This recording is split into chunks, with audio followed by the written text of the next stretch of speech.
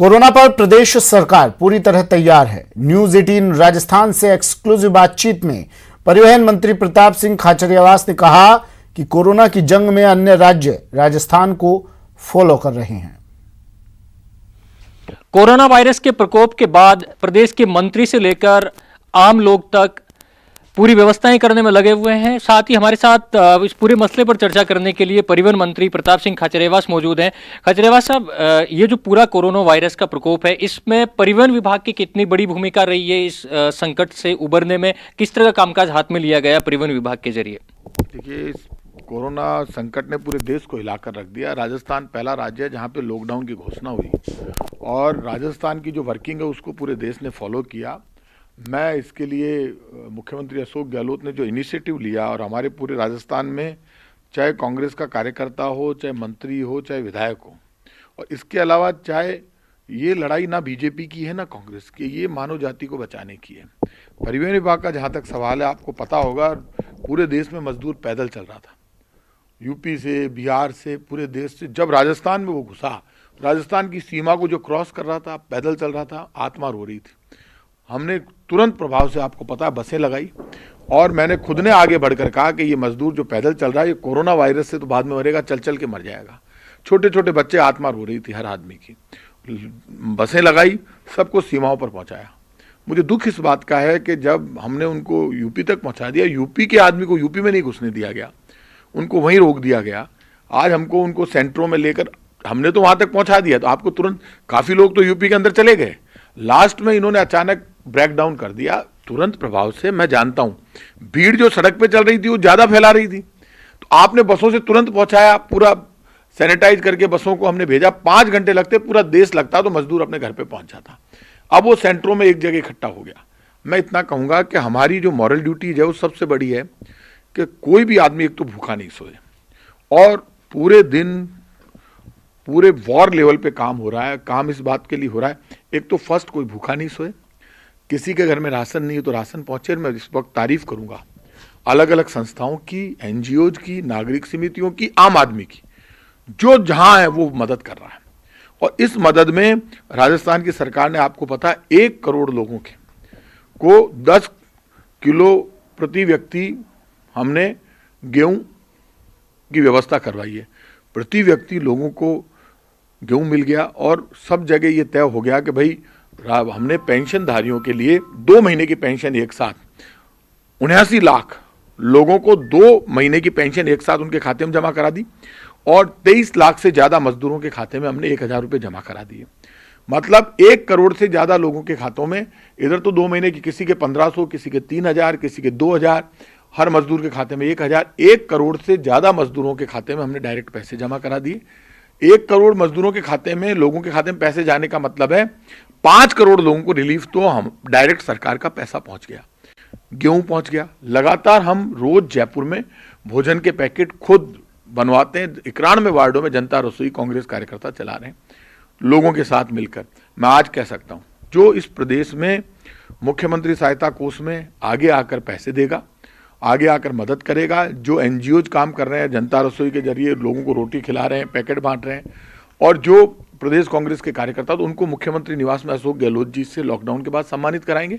और प्रदेश कांग्रेस कार्यालय में भी प्रदेश अध्यक्ष सचिन पायलट और तमाम नेता जो सरकार के मुखिया हैं, वो सब, उनको वहाँ कांग्रेस कार्यकर्ताओं का भी सम्मान करेंगे।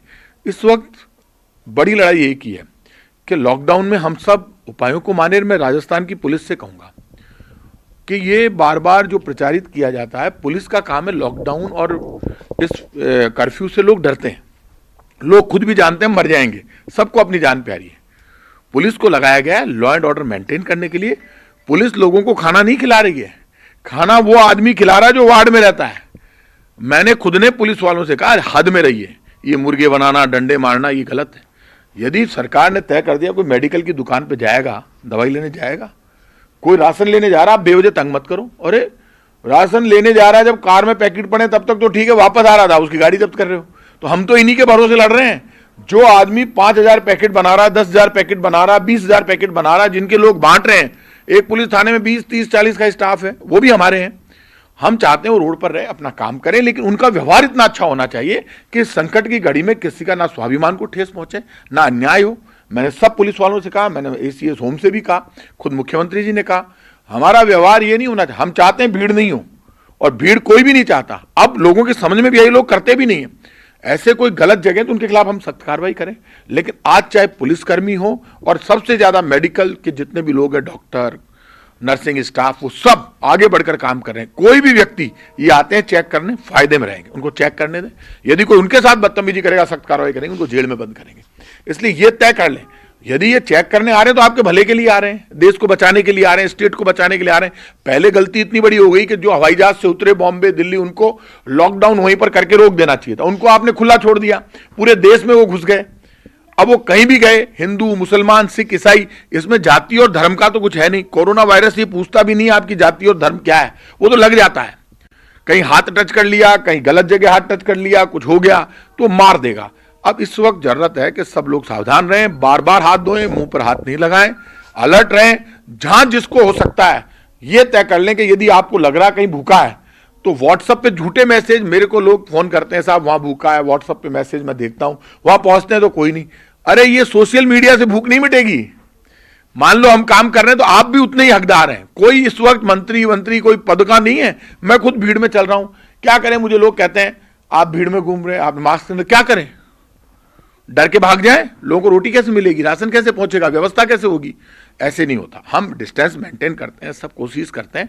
इसलिए सब लोगों से मैं रिक्वेस्ट करूंगा कि आप सब भी जहां पता चले यहां भूख है, यहां परेशानी है, तो वहां रोटी पहुंचाएं और सब पहुंचाएं। सब मिलकर काम करेंगे तो कोरोना वायरस हारेगा। और मुझे उम्मीद है कि निश्चित रूप से अब सूरज भगवान चमक कर आ रहे हैं। लोग कहते हैं रोज भगवान आते हैं, तो सूरज जब तेजी से आता है तो सूरज भगवान, आप मानकर चलिए, बीमारियों को खत्म करने वाले देवता हैं।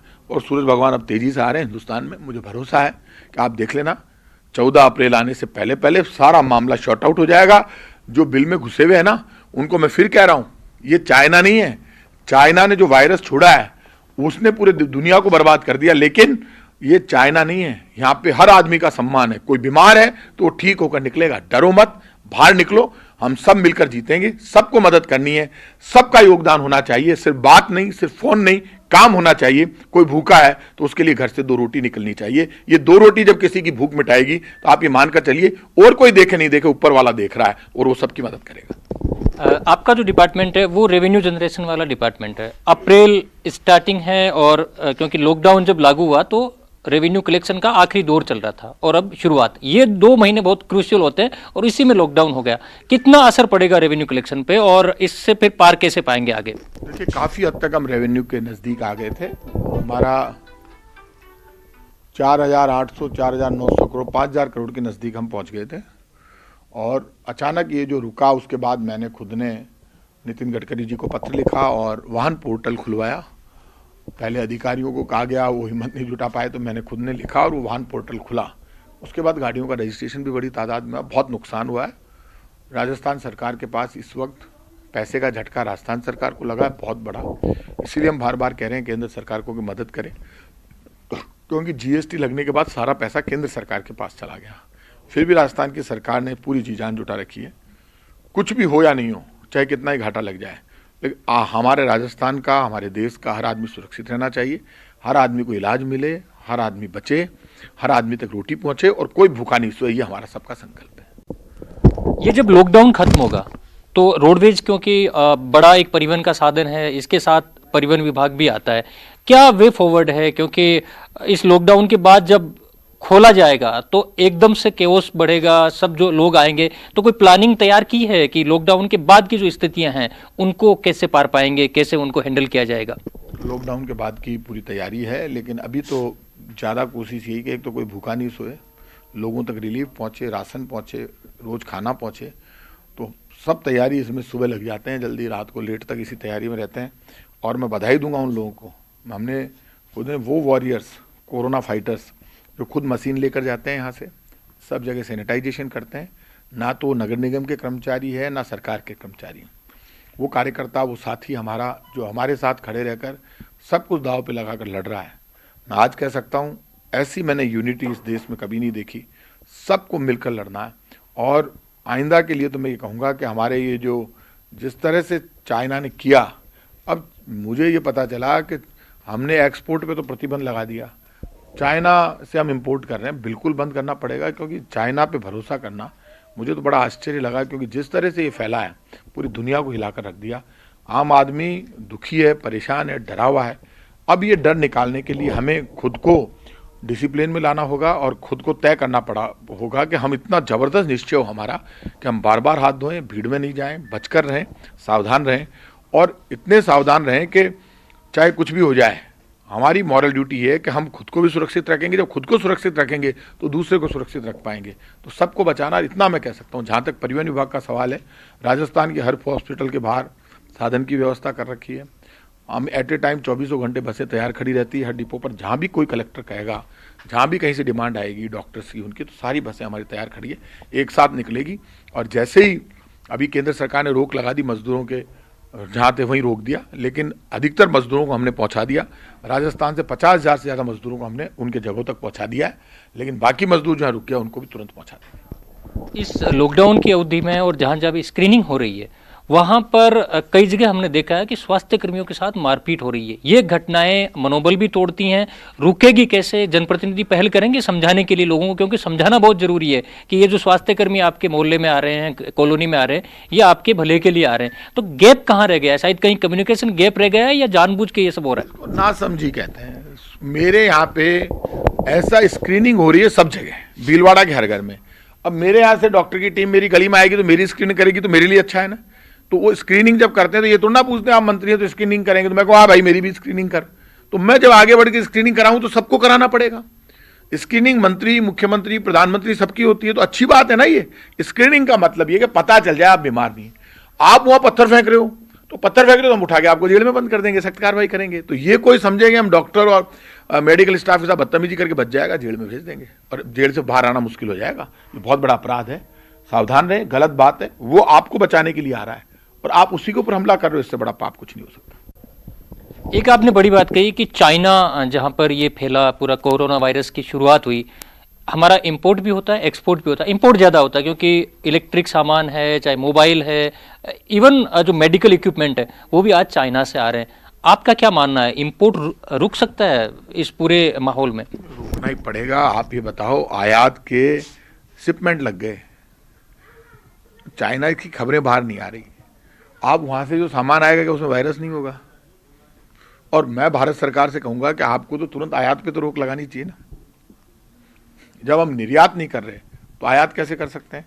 तो आयात पर तुरंत प्रभाव से आप ये मान के चलिए चाइना से जितना भी इंपोर्ट हो रहा है उस इंपोर्ट पर हमको रोक लगानी चाहिए। कुछ भी सामान हम उसका आप खरीदे नहीं चाइना का, और एक्सपोर्ट तो हमने बंद कर ही दिया है। तो इसलिए सावधान हमको होना पड़ेगा। हमारा वो नहीं ले रहे तो हम उसका क्यों लेंगे? आप क्या अश्योर करना चाहेंगे, क्योंकि बहुत सारी जगहों से ये भी शिकायतें आती हैं कि जो गरीब व्यक्ति है उसको समय पर खाना नहीं मिलने की, ये एक बड़ी चैलेंज है। हालांकि समाज सेवी और कई जनप्रतिनिधि लगे हुए हैं, इसके बावजूद बहुत सारी जगहों से शिकायतें आ रही हैं कि उनको समय पर भोजन, राशन, दैनिक जरूरत की चीज़ें, उनकी कठिनाई का सामना करना पड़ रहा है। पूरे राजस्थान में राजस्थान के मुख्यमंत्री अशोक गहलोत, पूरी कैबिनेट मीटिंग हुई। हर मंत्री जिसके प्रभार का जिला वहाँ का, जहाँ वो लोकल रहता है, वहाँ पर सब जगह प्रदेश कांग्रेस के अध्यक्ष सचिन पायलट और स्वास्थ्य मंत्री और सारे मंत्री जो जिस और सारे विधायक सब लगे हुए। 200 विधानसभा क्षेत्रों, ऐसा नहीं कोई बीजेपी वाले भी लगे हुए हैं। तो 200 विधानसभा क्षेत्रों में हर विधायक, हर मंत्री पार्टीबाजी से ऊपर उठकर खुद मुख्यमंत्री पूरे मामले को मॉनिटर कर रहे हैं। बड़ी बात उन्होंने कही कि कोई भूखा नहीं सोएगा, और सबका एक ही संकल्प है, कोई भूखा नहीं सोए।